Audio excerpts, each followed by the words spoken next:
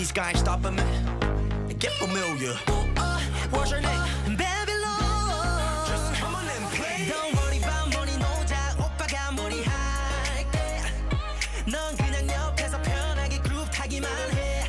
Alright, I'm a boy, you are a girl. I'm a boy, but you are a girl.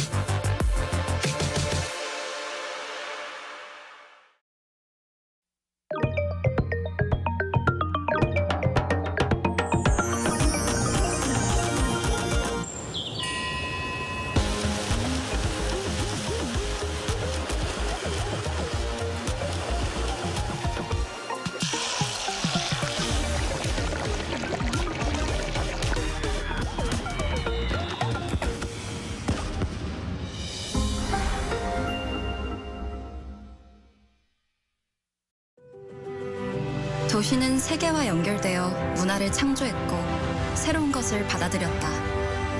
함께여서 우리는 더 자유롭고 더 멀리 갈 수 있어. 닫힌 문이 아니라 열린 질문으로.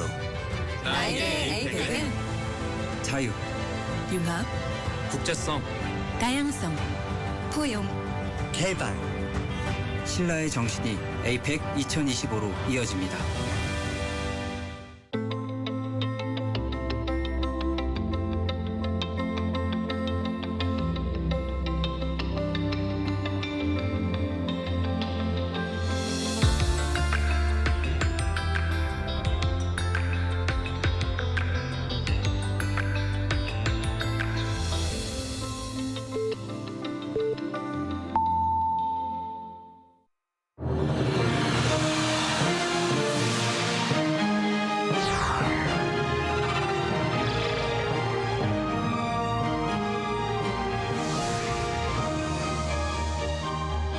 Hello and welcome to our morning edition of Arirang News. We begin with these stories making the headlines at this hour.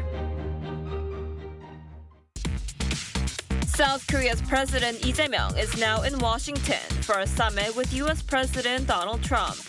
Eyes are now on what will be on the table at the highly anticipated meeting, set to take place at the White House on Monday local time.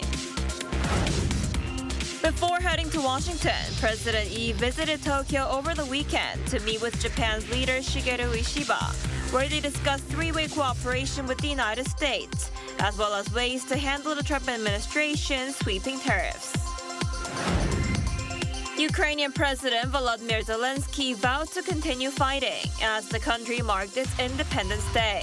In a defiant address to the public, he also said the country's future is in its own hands. We begin with the latest on South Korean President Lee Jae-myung's back-to-back trips. Having wrapped up his two-day visit to Japan, the South Korean leader is now in the United States. Our presidential office correspondent Song Yoo-jin joins us live from Washington, D.C. Yoo-jin, tell us more. Right. Good morning over there in Seoul. It's a little bit past 9 p.m. on a Sunday here in Washington, D.C. And as you mentioned earlier, South Korean President Lee Jae-myung and First Lady Kim Hae-kyung arrived in the U.S. shortly before 3 p.m. Now, with that being said, tomorrow, Monday, will be the big day when President Lee holds his first face-to-face meeting with U.S. President Donald Trump. And Inji, I think that you'll probably know the South Korea-U.S. summit has undoubtedly been the most anticipated diplomatic event ever since President Lee took office back in early June. So first, listen to what he told reporters about the summit aboard his flight to Washington.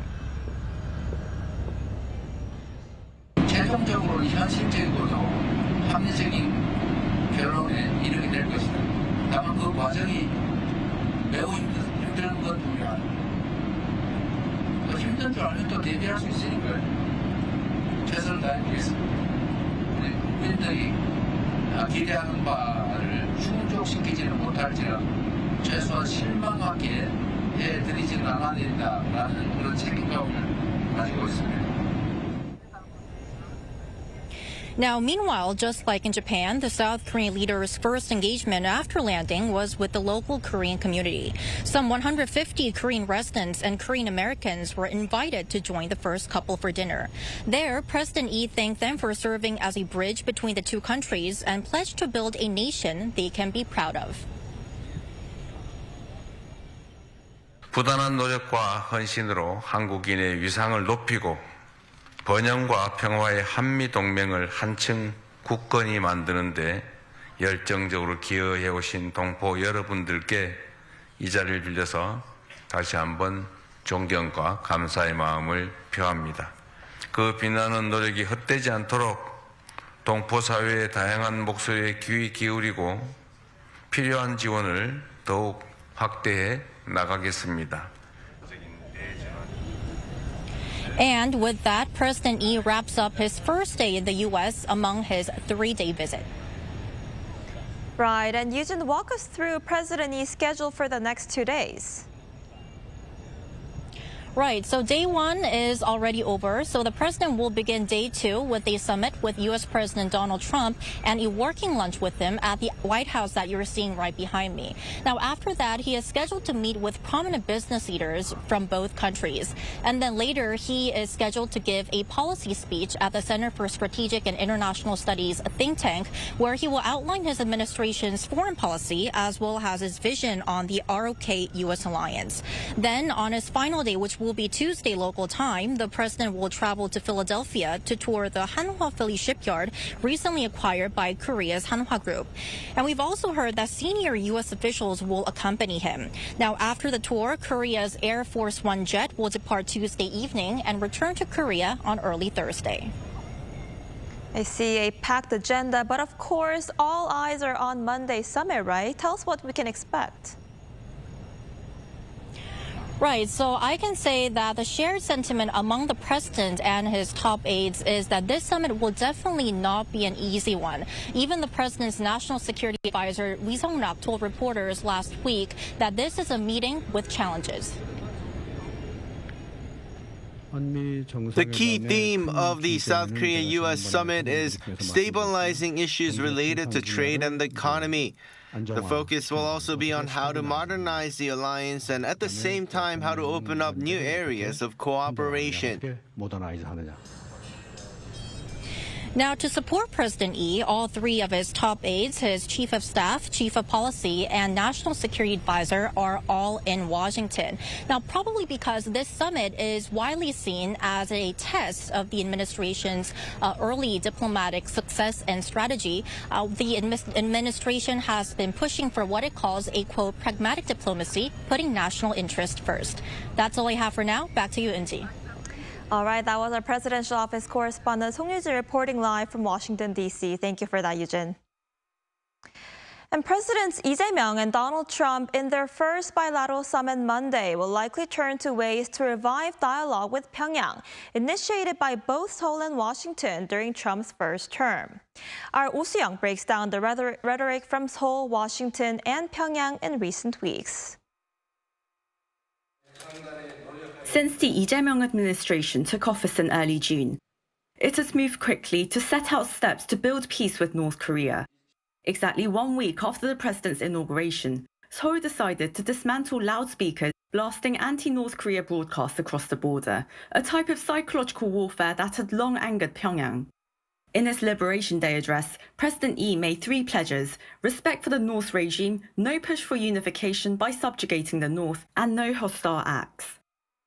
Again, these are not new wordings. It's from the 1992 Inter-Korean Accord about reconciliation. So he's reusing a 30 years old language in order to make sure that he is not going around the Constitution, seeing that unification is a goal. But reading between the lines, he is actually stating that he will not pursue unification proactively within his term, looking at how he is saying that we should not focus on faraway future. We have to do something gradual and smaller to the extent that you focus on risk management. It seems like Seoul also pledged to revive the 2018 pact to reduce military tension along the border.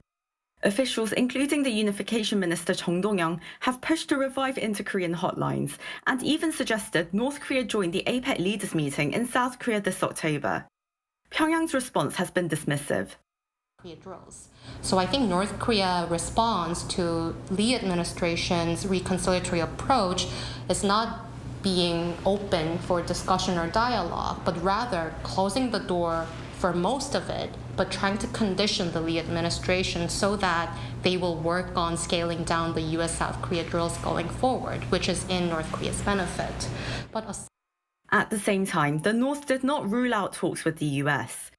Kim Yo-jong, the powerful sister of Kim Jong Un, suggested that Washington accept the regime's status as a nuclear weapon state for any engagement to take place. Washington has, quote, noted with interest Kim Yo-jong's remarks, while maintaining its firm stance on deterrence and denuclearization. Acknowledging that inter-Korean dialogue might take longer to materialize, Seoul has expressed full support for a possible Trump-Kim dialogue, while proposing a 3-stage model of denuclearization, freezing, then reducing before dismantling the North's nuclear program. Quite notably, Foreign Minister Choi Han has clarified that inter-Korean diplomacy will be pursued in parallel with US-North Korea talks. Thus, he said, Seoul's trust-building approach will remain anchored within the South Korea-US alliance and their goal of North Korea's denuclearization. Oh Soo-young, Arirang News. And before heading to Washington, President Lee was in Japan over the weekend for talks with his Japanese counterpart, Shigeru Ishiba. The meeting also served to bolster the personal bond between the two leaders. Our presidential office correspondent Yoon Jung-min is traveling with the president and files this report. President Lee Jae-myung and Japanese Prime Minister Shigeru Ishiba not only discussed a 3-way cooperation between South Korea, the U.S., and Japan, but also U.S. President Trump's sweeping tariffs on America's trading partners. The South Korean leader shared this with the press corps aboard Korea's Air Force One on his way from Tokyo to Washington. 이시바 총리는 매우 우호적으로 우리 대한민국과 미국과 협상에 대해서 많은 조언을 해주었습니다. 한국이 미국과 협상하는 데서 어떤 점에 주의하면 어떤 이점이 있을 것이다라는 점에 대해서 구체적으로 세부적으로 협조해 주기로 약속도 했습니다. And the meeting served to strengthen not only cooperation between South Korea and Japan, but also the personal bond between the two leaders. The South Korean first couple were hosted by their Japanese counterparts for an official dinner after the summit on Saturday.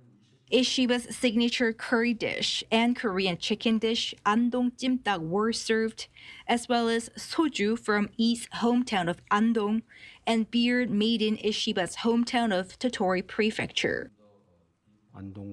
Serving Andong soju and beer produced in Tottori Prefecture together seem to indicate a willingness of cooperation and reconciliation between South Korea and Japan. And Lee said he hopes to seek a breakthrough in thorny historical issues as the two neighbors broaden mutual understanding. On Sunday, President Lee met with politicians, including former Japanese Prime Minister Yoshihide Suga and the leader of Japan's Constitutional Democratic Party, Yoshihiko Noda, before heading for Washington.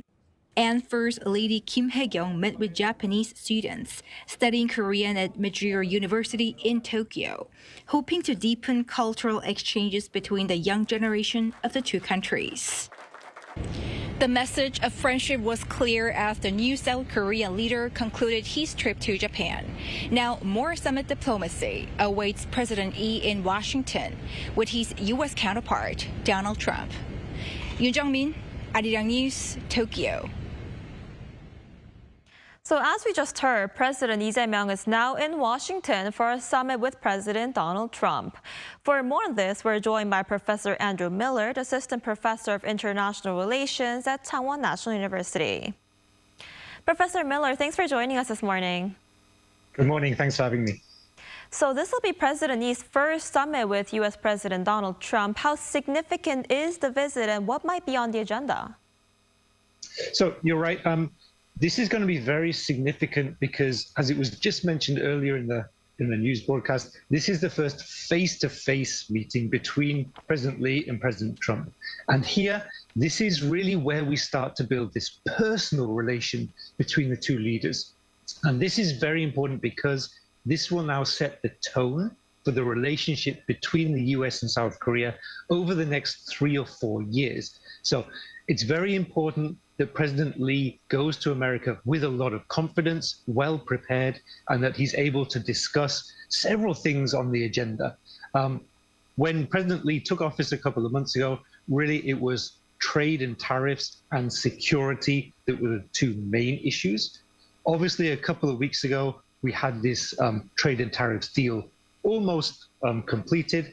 So now really it's going to be security issues and again, maybe looking into what was discussed in that deal. So maybe agriculture, shipbuilding, automobiles, and of course, Donald Trump's current favorite, the Alaska pipeline, which South Korea promised to spend about $100 billion on importing natural gas from there. Right, as you just mentioned, a lot of focus will be on security issues, particularly the burden-sharing issue for U.S. troops stationed in Korea. And that's expected to be a key task for President Lee, especially as the Trump administration has been pressuring Seoul to pay more. And President Lee actually said on his way to Washington that it's difficult for South Korea to agree on the flexibility of U.S. forces Korea. How do you think this issue will likely play out? Right. So I think this is really going to be the key issue of this trip to America. As I said, the trade and tariffs, to a degree, they're pretty much already completed. So now the focus really will be on security issues. And it's going to be a few different areas. So as you mentioned, it will be the cost burden sharing between Korea and America. Now, Korea currently pays the US about $1 billion annually to have those US forces in Korea. We know Donald Trump has been pushing for an increase up to $5 to $10 billion. Now, whether that's likely, I do not know. I don't think it is. But also in terms of general defense spending, South Korea currently pays about 3.5% of its GDP on defense, which is pretty high, especially when you compare that with NATO allies in Europe. That's a relatively high figure, but Donald Trump wants that increase to at least 5%. So there's a lot of room for negotiation on the figures, how much South Korea can pay more to America. But then there's also the other issues of nuclear capabilities. So there's a lot of talk in South Korea at the moment about the South Koreans being able to enrich their own uranium for industrial purposes.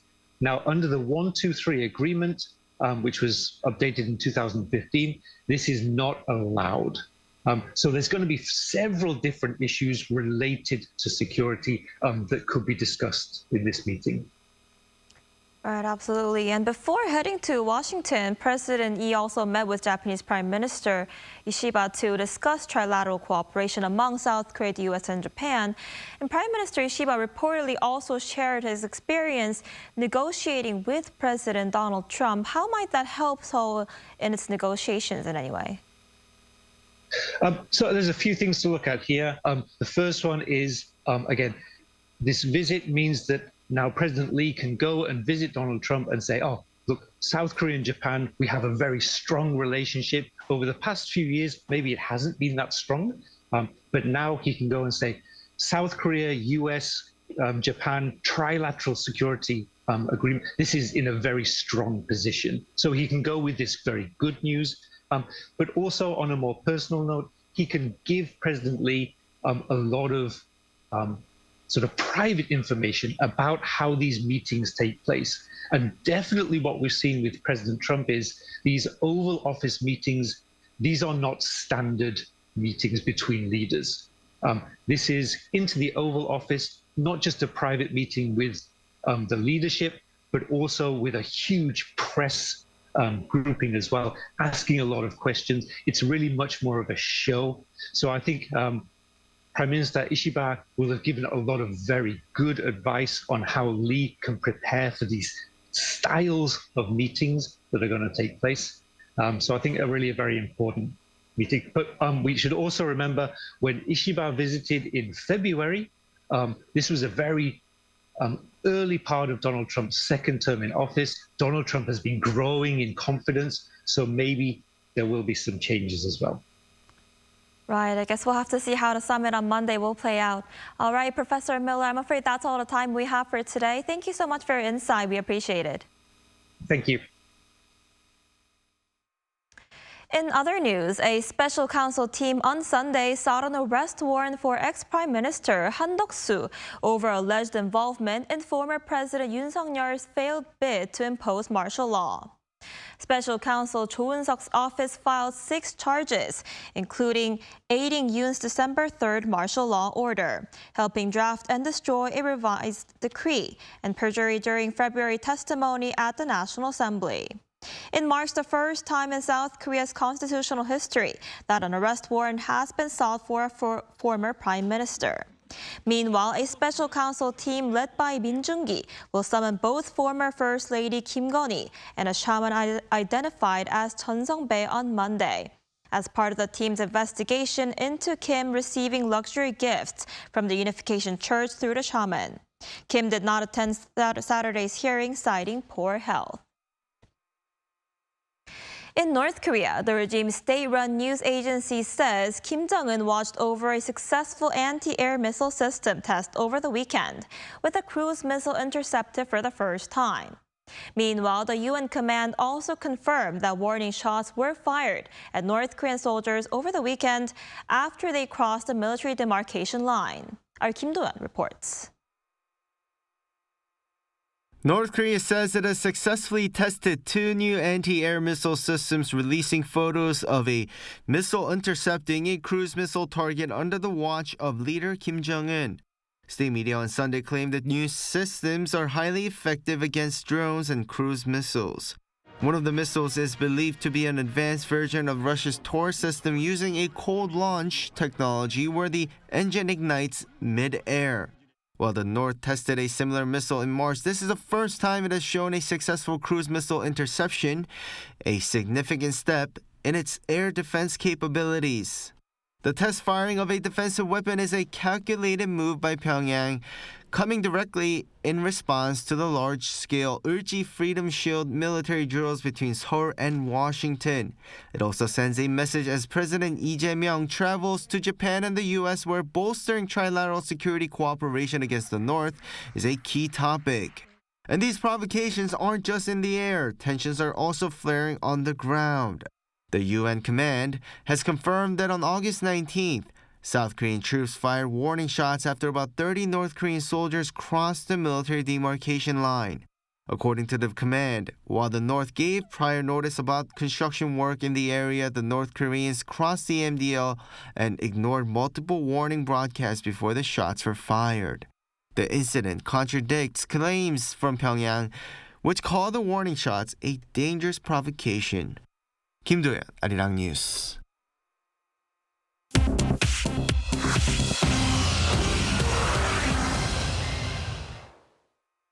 Good morning, I'm Choi Ji-hee, and this is The World Now. President Volodymyr Zelenskyy marked Ukraine's 34th Independence Day on Sunday by reaffirming his commitment to defending the country's sovereignty. President Zelenskyy stated that Ukraine will continue to fight while its calls for peace are not heard. He also said the country's future is in its own hands.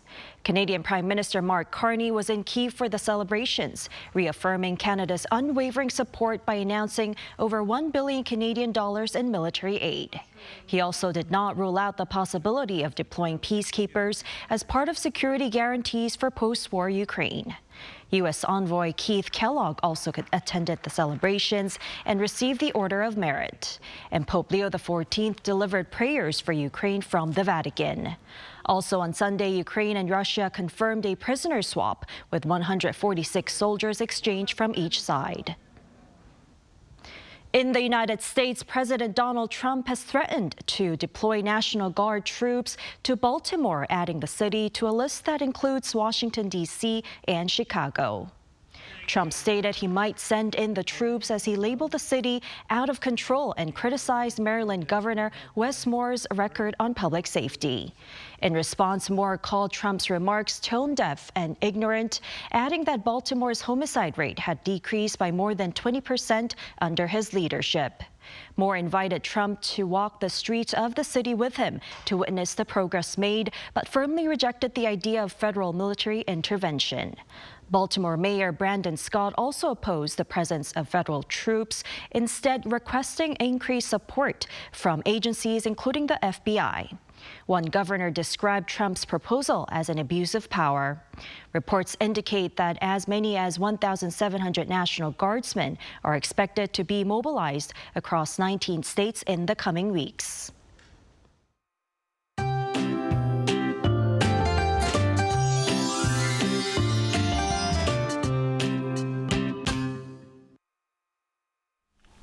It almost felt like we had returned to midsummer over the weekend. A heat wave warning remains in place across much of Korea. In fact, daytime highs here in the capital yesterday soared to nearly 35 degrees Celsius, and it's another active weather day across the country.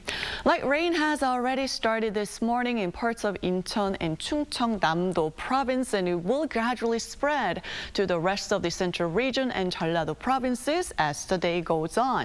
And by tonight, the capital region could be hit with torrential downpours, 30 to 50 millimeters of rain an hour. So Incheon and Gyeonggi-do could see over 100 millimeters. Seoul and the rest of central areas might get up to 80 millimeters of downpours. But even with the rain, the heat continues. Seoul will be getting up to 32 degrees, Daegu topping out at 35 degrees. We do expect frequent rain across Korea through the weekend, with the heat wave finally starting to lose some steam. That's all we have for this morning. Arirang News will be back at 5 p.m. Korea time. Thanks for watching.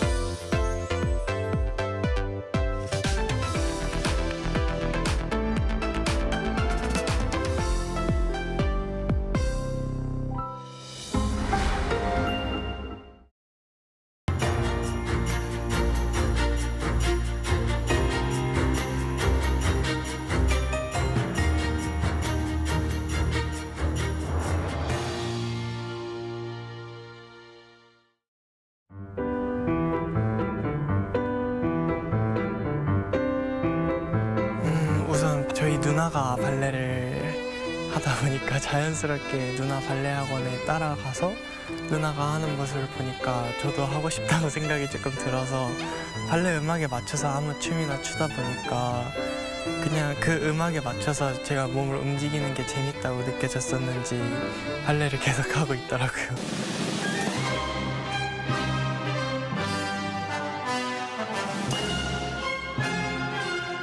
나이가 좀 어릴 때 제가 가진 장점이 무엇인지도 모르고 아예 제가 가진 단점도 모를 때 발레를 시작했다 보니까 제일 큰 문제가 이제 평발이었던 것 같아요. 평발이다 보니까 발레를 할 때 쥐가 조금 많이 나는 편이라 그거를 견뎌가면서 춤을 계속 춰야 했던 거 그게 가장 극복하기 힘들었던 것 같고요. 제가 다리가 다른 친구들보다 조금 두껍다고 해서 제 다리를 조금 싫어했었는데 근데 이제 로잔에 갔다 오고 나서 오히려 제 다리에서 나오는 파워풀한 힘이 좋았다고 해주시는 분들도 있다는 걸 느껴가지고 그 두 개가 가장 극복하기도 힘들었고 기억에 남는 것 같아요.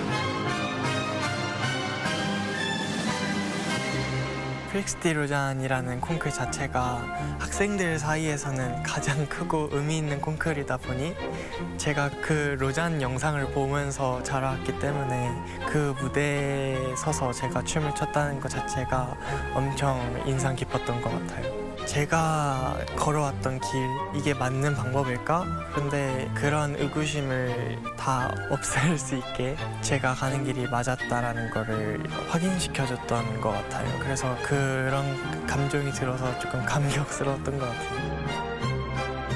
한 배역에만 잘 할 수 있는 명수가 아니라 어떠한 배역을 받아도 다 넣어서 소화해낼 수 있는 그런 스펙트럼이 넓은 명수가 되고 싶습니다.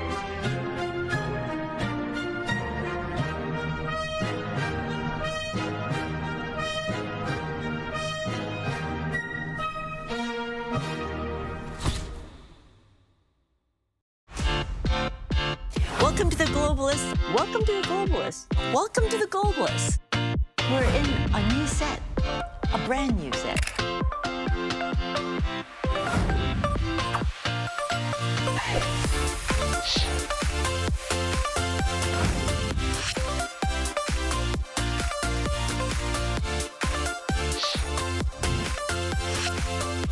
I am a globalist. And I'm the globalist. And I'm the globalist who wants to bring Jang right into your kitchen.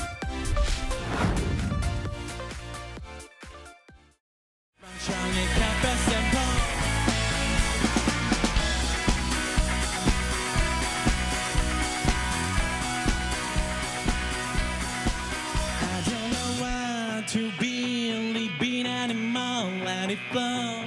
I don't need a reason, 눈치 없지. 너에게로 빠져. Bring me, leave me, come sunshine face, but I'm still here. September,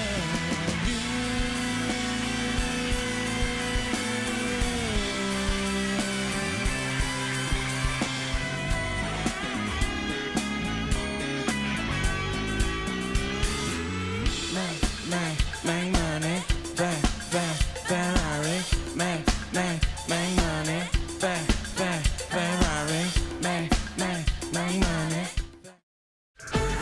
Party held its first debate over the weekend. The economy is expected to expand 2.5% this year. Boosting Korea's ties with its global partners on the sidelines of the Status UN summit.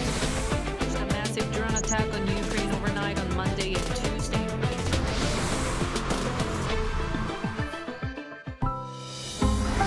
Arirang.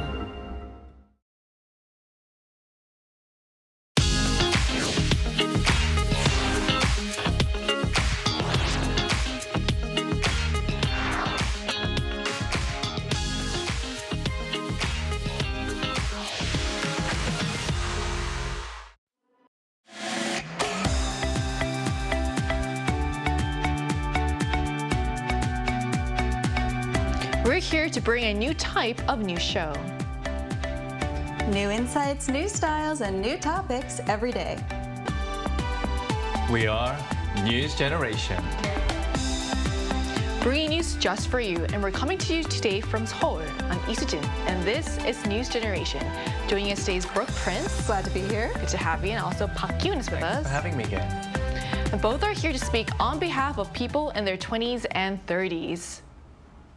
So today we want to spotlight the Korea-US Summit, a highly anticipated event that's finally taken place after months of planning and diplomacy. So this meeting marks not just another round of official talks, but a celebration of more than 70 years of a strong alliance and cooperation between the two countries. From security and trade to cultural exchange, the Korea-US relationship continues to evolve, and younger generations in both nations are now playing a bigger role than ever before in shaping that dynamic. So today we're not just talking about politics. We're diving into the people-to-people connections, the growing influence of Korean culture abroad, and why young Americans in particular are more interested than ever in Korea. So, Brooke, we're seeing a new wave of interest among young Americans, especially Gen Zs and millennials, in all things Korea, from food and music to beauty and language. So why do you think that is? Well, there's just so much to choose from, right? Like you mentioned, there's food and music, K-beauty, and it just keeps growing. We've got so many categories to choose from. It's like a buffet of content. But I think there's something that is very popular, that is really reigniting the interest in the Korean wave that we must talk about, and it is K-pop Demon Hunters, right? This has been such a viral movie, and I would say my niece is probably the biggest fan out there. She has already demanded merchandise for her birthday present this year, and if you take a look at the screen, you will see her singing her heart out. This is the high note, of course. She does the signature K-pop idol pose with the high note. She's really belting it out, and I think K-pop Demon Hunters became so popular because it feels global and accessible, even though it includes so many traditional cultural elements. For example, there are Korean hats called gat. There's also kimbap, one of my favorite Korean foods. It also includes Korean clothing like hanbok, and even Korean-style clinics, which that scene was so funny to me because it was so accurate. It really was a lot of fun to see and recognize things that I've grown accustomed to while living here for almost 10 years. And, you know, my niece now wants to come to Korea so badly after seeing that movie. Like I said, she's demanding merchandise for her birthday. So I think we're going to see a lot of young people that get interested in Korea from that movie. You know, I think we might have seen the next K-pop star in your niece. Oh, she'll be so happy to hear that. And I think this is why you can never underestimate the power of the influence of soft power, That's because right. your niece is in Chicago, I think you said? Yeah, that's right. And she's being exposed to different parts of Korean culture loves already. So Western media outlets have also been covering this trend. So have you noticed more stories highlighting Korea's global appeal recently to you, and what kind of coverage stood out to you? Right, so US media outlets have been highlighting the recent craze of K-pop Demon Hunters, with the group Huntrix being praised for its popularity, dominating the charts, going beyond even BTS and even Blackpink. And the song Golden even topped the global Billboard global charts, that is. And the New York Times noted that although it was produced in the US, it perfectly captures Korean aesthetics and tradition. And subsequently, the rising popularity of IP, or intellectual property, has spread to the merchandise industry, otherwise known as goods. So goods that represent characters from the movie has been sold out in the National Museum of Korea, as you can see on the screen, highlighting foreigners' growing interest in Korean culture that goes just beyond Korean content. So one surprising example that's been making headlines for quite some time now, we've talked about, you know, K-pop Demon Hunters, and there's something else too, which is kimbap. So how did kimbap become so popular in the US, Kyun? Right, so in fact, kimbap went viral back in 2023 through social media, and it gained more popularity through word of mouth as well. And frozen kimbap in the States became a huge hit. Its reappearance, of course, from the K-pop Demon Hunters has reignited interest again. And kimbap not only tastes good, and it's not just filling, but you can actually choose what goes inside kimbap. You can choose the toppings as well. So what's your favorite? Tonkas. Me too. Oh, that's a classic. I mean, that's the pork cutlet. Oh, it's so good. But there's many more. There's even cheuk, which is very Korean. But you can also keep it very healthy by just keeping it like vegetarian, just keeping it vegetarian. Or you can add all sorts of meat, like, you know, just Chamchi, like tuna. Chamchi as well. Ham's a classic. So I think it can just meet your taste, whatever you want, however you want it. And it is considered one of the representative foods of Korean foods, not to mention the popularity of course, kimchi that I'm going to talk about later on. K-snacks as well. That's trending big, a lot all over the world. And even K-ice cream. That's something I haven't heard of, actually. So, yeah, I only recently found out, but even in Russia, like Korean ice creams are selling very well. In India as well. They've localized this one type of chocolate bar into like an Indian style, and even the ads they were shooting in India, they were like Indian people, obviously Indian actors, they were actually acting like Korean idols, and they were singing the Korean songs like "맛있어" things like that. So it's going popular, and even in the US, a lot of Korean ice creams, along with Korean snacks, is very popular right now. So you mentioned kimbap and how about frozen kimbap specifically. I remember back in college, I am lining up because they're trying to recruit members for this college organization, and they were handing out kimbap. So as you can guess, I would join immediately. it was a Korean student organization. And now for me, the reason why I lined up was so hard to find kimbap at the time. But now that frozen kimbap is a thing now, I guess. Craving it. Right, so I don't have to stand in line anymore, I guess. So, Brooke, you're from the US, obviously. Is kimbap actually popular back at home? And do you think it's easier to find nowadays? Yeah, I definitely think so. My little brother, he lives in San Diego, and California has quite a large Korean population. So I noticed when I visit there are plenty of Korean restaurants to choose from, along with popular Korean American grocery chains like H Mart, where you can get your kimbap fix. And the frozen kimbap sold there and at other retailers has become a viral sensation like we've been talking about. Many Americans are enjoying these new foods. And again, I think social media has played a significant role in popularizing kimbap and these other Korean snacks because users are sharing their experiences and their reviews. And the consensus that they've come to is that kimbap, it's fun, it's easy to eat, it's packed with flavor, and of course, K-pop Demon Hunters, there's a funny scene of one of the characters just devouring some kimbap, and sometimes that just feels so good to just have a roll of kimbap. It's delicious, and I think the interest in kimbap and other Korean foods is really growing these days. But it's not just kimbap. So Korean food overall seems to be having a moment in the States. So how big is this K-food boom, and what dishes are getting the most attention, Kyun? Well, let's take a look at the screen. Let's take a look at the screen first to find out more details.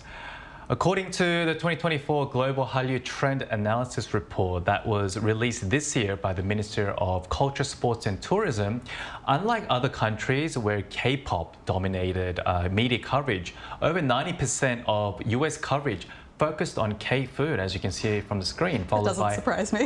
Exactly. Followed by K-pop and K-movies.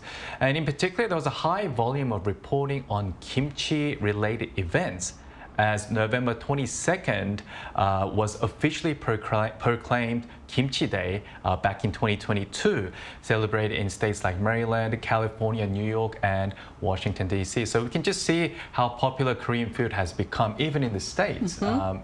As we can see from having days dedicated to it. Kimchi Day, which is a surprise. Yeah, it's awesome. Right. I also think it's important to have these days because it kind of raises more awareness about what's Korean food as well. So, Brooke, when you went back to the States to visit, did you really feel how popular Korean food had become, and did you personally notice this growing interest in Korean food, like more restaurants or maybe friends asking you for recommendations? Definitely. People are very curious about Korean cuisine, and I'm not surprised that Americans are thinking the most about Korean food over K-pop, because we are foodies in America. And we also love this viral content about food with influencers trying out Korean products. I've told this story on Arirang before. One of my sisters even asked me to bring her Korean food because she fell down this rabbit hole on the internet of Korean food videos. So the last time I visited, I packed a bunch of 편의점 or convenience store snacks in my bag. And she was recently pregnant, and she really loved the choco pies. She was really craving Korean food. So a lot of people enjoy it. And another food I'd like to highlight, we've talked about kimbap. People love the famous Korean corn dogs because they are different from the corn dogs that I grew up with, which is just kind of hot dog, boring breading. No, Korea does it big. You can sprinkle sugar on it. My favorite is the potato kind with the potato breading. There's also goguma, which is sweet potato. It's just so many delicious, unique combinations and textures, and not to mention that classic cheese pool, because there's mozzarella in these corn dogs, and that cheese pool has become highly popular on social media, these viral clips. But it's not just about trends and online videos. Korean food itself is flavorful, it's healthy, and there's a cultural element of sharing the food. And I think Americans could really use that. In America, when you order something, you don't share it. So I think going to a Korean restaurant for an American is a really unique and special experience. So you get to have all of this variety, and it appeals to people that want something that's both tasty and nourishing at the same time. You know, when you talk about corn dogs, I realize I think another strength of K-food, I guess, is that like Koreans are good at taking like something that doesn't seem that special and adding it, like letting people kind of customize as well, yes, which is why right. So, but of course, food is just one part of the Korean wave. So beyond the cuisine, Korean culture is thriving across multiple industries. So what are some of the most popular Korean exports in the U.S. these days, Brooke? Well, I want to also highlight K-beauty. It's huge. My sister, she's been on the show before. She's a beauty influencer. And ever since I brought back a 10-step Korean skincare routine, she swears by Korean products. I am like the Korean product ambassador. I always bring stuff back to my family and they love it. Other influencers also feel the same. I think Korean skincare and makeup have built a really loyal following in the States thanks to tons of videos that show their effectiveness. If you take a look at the screen, I'll walk you through the numbers that show just how popular Korean cosmetics are in the U.S.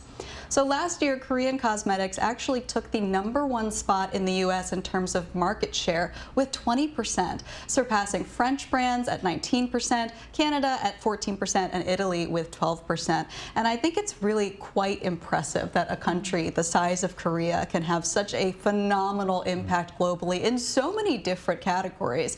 But when it comes to K-beauty, it's special because people love the ingredients, the packaging is beautiful, the textures, and the prices are often more affordable than Western luxury brands without skimping on quality. I also think K-beauty focuses on improving the skin itself, which is what makes it so good.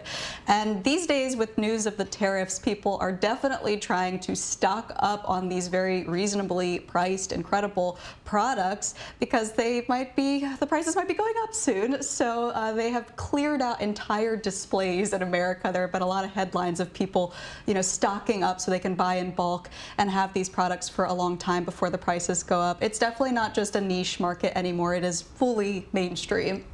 There's so much to talk about just with food and with, like you said, with beauty. But has this led to interest in other aspects of Korean culture, Kyun? Of course, but I'd just like to add on what Brooke just talked about K-beauty. I think an olive that's really young that played a very, very important role in expanding the market share in the US. Okay, so we cannot leave out K-dramas and K-movies, of course.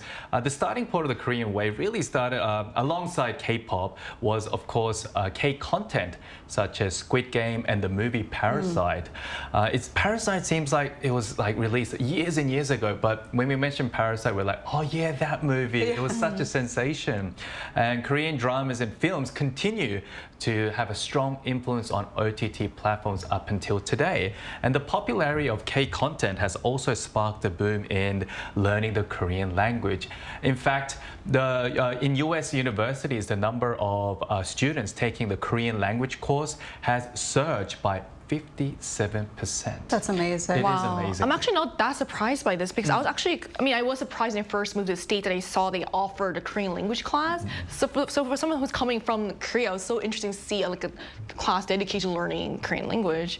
So this growing interest isn't just about entertainment, it's shaping how people engage with Korea on a deeper level. As more viewers fall in love with K-content, they're also becoming curious about the language, the culture, and the stories behind it all. So to learn more about how Korean culture is resonating with younger audiences in the US, we're going to hear directly from someone who's part of that generation. And that conversation will take place right after the break, so don't go anywhere.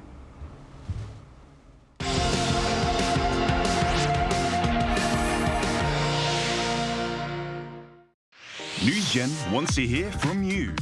Go to YouTube and search our channel Arirang News.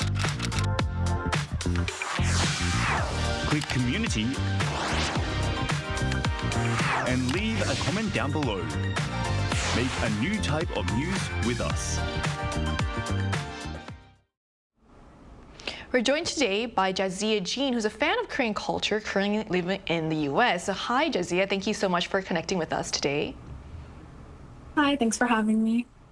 So in your opinion, what part of Korean culture seems to be the most popular among Gen Z and millennials in the US these days? Yeah, so as you might expect, I think K-pop is definitely still the most popular piece of Korean culture among young Americans. I still hear K-pop being played on the American radio all the time, and when I go to restaurants or just go shopping, I hear it in public a lot. And as mentioned before, with the popularity of the movie K-pop Demon Hunters, like it can be easily seen how popular K-pop is because it became Netflix's most watched original animated film, and it's been breaking records. So definitely it goes to show the popularity of it still. But I think there's definitely other runner-up options, especially as mentioned, Korean food. I live in Rhode Island, and I've been going back and forth between Rhode Island and Korea for the past 3 years. And when I first left America, there was like nothing Korean in Rhode Island. But every single time I've come back just to visit since then, there's always at least 1 or 2 new Korean restaurants in the area. So it's been great for me because it's easy to find the food that I miss whenever I leave Korea. Yeah, that makes me curious if I go back to my very small hometown in Maryland, if there would be any Korean restaurants now. But my question for you is there a part of Korean culture that you personally really like, and what first drew you to it? Yeah, so for me, I mainly really like the language. Hangul is a really easy alphabet to learn, and it was designed to be that way. So the concept of a writing system that was literally designed to be accessible was super fascinating to me, and it's what got me into Korean culture in the first place. So I think Hangul and the Korean language would be really interesting to anyone who's interested in linguistics or has an enthusiasm about that who lives in the US, because it seems so different than English, so it seems therefore difficult to learn. But then it surprises you by being really approachable and by Hangul seeming so natural to learn for a lot of people who are studying. So I think the easy success of learning Hangul from the beginning is a great motivator for people who are wanting to learn more about the language, and then it leads into wanting to learn more about its origins and the rest of the culture. And then for me, I also just really like Korean film and video media as an aspiring filmmaker myself. So I like Korean movies and dramas because they're able to cinematically express a lot of topics in depth while still keeping all their publicly available content mostly family friendly, without ever feeling filtered or watered down. And I think the variety shows from Korea are really cool because the themes are really outlandish sometimes, and the editing style is so in your face that it makes me really want to explore my own editing techniques and try to do more expressive editing and be creative in what I make. Jia, finally, why do you think the Korean culture, or Hallyu, is so popular in the US right now? Yeah, I partially think it's popular because people perceive it as being very foreign and unique. Korean content is usually created with local and global audiences in mind, which has helped it achieve a good balance between being new and exciting, but also easy to connect with for both American audiences and even other countries. And Korea just has a lot of different specialties, like from music, film, skincare, beauty, technology, transportation, architecture, history, language, and the list just keeps going on and on and on. So oftentimes, a lot of people who are into different niches like and support Korean content without ever realizing it's Korean. And then later, when they do find out it's Korean and they see the role that Korea plays in the products they like, it becomes a gateway into more Korean creations, even for individuals who aren't used to interacting with international content. I also really appreciate how you highlighted your appreciation for Hangul and the editing skills, because I don't think I hear that very often. So that was really interesting to hear. And also, thank you so much for joining us today. Yeah, thank you so much. Thank you. Thank you. So we just heard from a young person from the US who shared her perspective on how Korean culture has influenced her personally, from the content she consumes to the way she connects with others. So it's clear this wave of interest isn't just a passing trend, but something that deeply resonates with younger generations. So that brings us to a bigger question. What is it about Korean storytelling and culture that speaks so strongly to American Gen Zs and millennials? What makes it so relatable, engaging, and even comforting to them? Brooke? Yeah, I loved what she said about Hangul, because I felt the same way. And once I started studying Korean, then I started learning more about the culture, and you just kind of fall into it.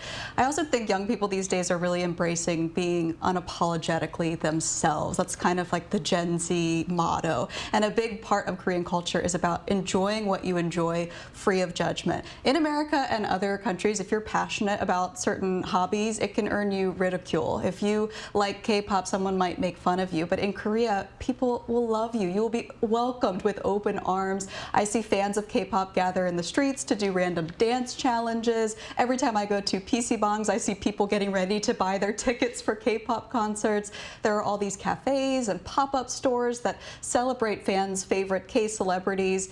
And all of these aspects of the Korean wave that we talked about today are going viral online. So with the digital native generation, if you connect the dots, you can see why it's become so popular.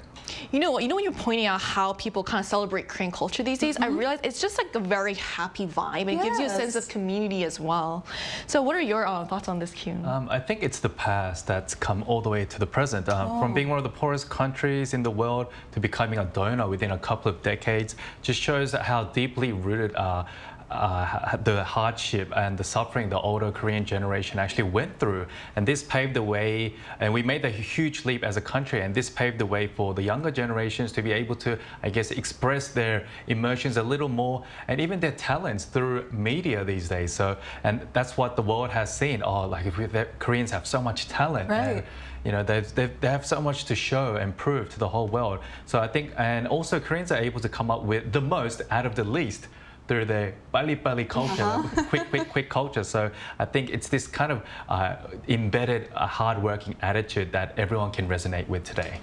So looking ahead, it's clear that Korea's global influence isn't slowing down anytime soon. From entertainment and fashion to beauty and tech, Korean trends are already making a strong mark around the world. So as we move into probably the next chapter of the Korean wave, which K industries or trends do you think are poised to take off next on the global stage, Brooke? Well, I think we're going to see cosmetics continue to be very popular. A lot of people come to Korea to get their personal color analysis, to get their hair and makeup done, just like K-pop idols. But on a more personal level, you guys are going to guess this. I hope that PC Bongs make it That's big. a good one. I hope people can enjoy Korean food while at a PC Bong. It's one of the best experiences that you can have in Korea. So that's what I hope. Those are my predictions for the future. I'm actually surprised PC Bongs haven't taken off already, considering like, computer games are also big in the States. That's and like right. there's Twitch streamers are also, they always go viral too. I'm waiting. So beyond the immediate impact, what kind of ripple effects do you think the growing interest in Korea and its culture could have, Kyun? I think the Korean language can play a big role, have that huge ripple effect because it's being more accepted and recognized globally.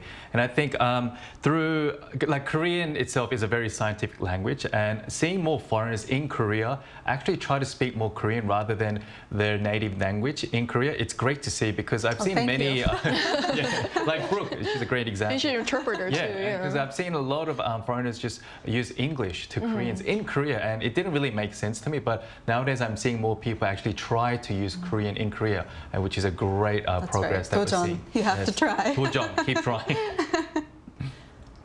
So today's conversation reminds us that the Korea-US alliance goes far beyond politics and diplomacy. It's also a cultural partnership, one that has grown stronger over the past 70 years through shared values, creativity, and people-to-people connections. From K-pop to K-pop, the world just can't seem to get enough of Korea. And this wave also shows no signs of slowing down. So as Korea's creative industries continue to grow, it'll be exciting to see what comes next and how young people around the world continue to shape and share this cultural connection. And this brings us to the end of today's episode of News Generation. But News Gen will be back at 10:30 a.m. Korea time. Big thanks to Brooke. What a fun topic. It was great. Thanks for coming in. And Kyun. Always a pleasure. And to all our viewers, thank you so much for watching. And we are News Generation.